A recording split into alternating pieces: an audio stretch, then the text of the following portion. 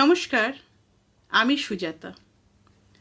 আজ আমার এই গল্পটি আপনারা আমার YouTube channel thoughts of mind by Sujata থেকে দেখছেন।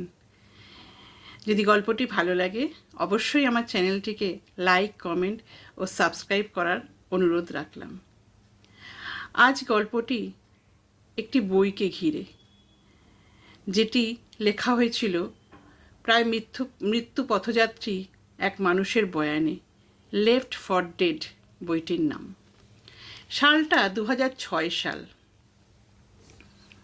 2006 সালে অস্ট্রেলিয়ার নির্জন বান্টান হাইওয়ের ওপর দিয়ে গাড়ি ছুটিয়ে দিয়েছিলেন রিকি ম্যাগি।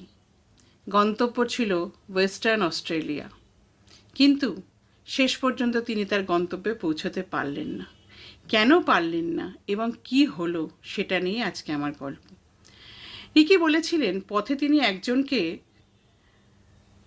গাড়িতে তুলেছিলেন সাহায্য করবেন বলে, কিন্তু সেই ব্যক্তি হয়তো তাকে কিছু খাইয়ে দিয়ে মরুভূমিতে ফেলে রেখে চলে যায়। যদিও এই ঘটনার কোনো সত্যতা পাওয়া যায়নি, যদিও রিকির গাড়িটিরও কিন্তু কোনো সন্ধান পাওয়া যায়নি। এই জায়গাটা একটু ধোঁয়াশা থেকেই গেছে।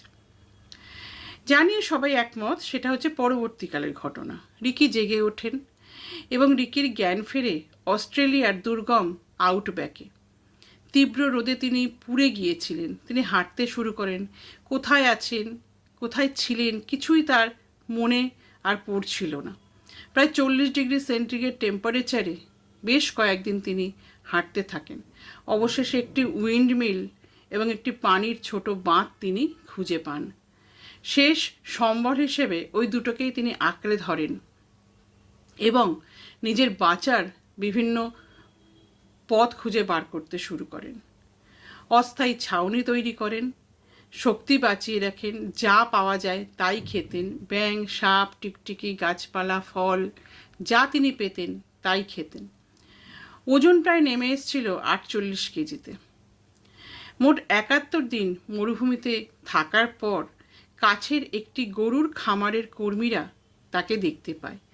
তখন তার ওজন ছিল 100 কেজির জায়গায় 48 কেজি। তাকে দ্রুত রয়্যাল ডারউইন হাসপাতালে ভর্তি করে দেওয়া হয়। পরে তিনি তার অভিজ্ঞতা নিয়ে এই গল্পের বইটি লিখেছিলেন, লেফট ফর ডেড। আজ আমার এই গল্পটি আপনাদের কেমন লাগলো জানাবেন। খুব শিগগির দেখা হবে আবার নতুন কোনো গল্প নিয়ে বা নতুন কোনো ঘটনা নিয়ে। আজ তবে আসি।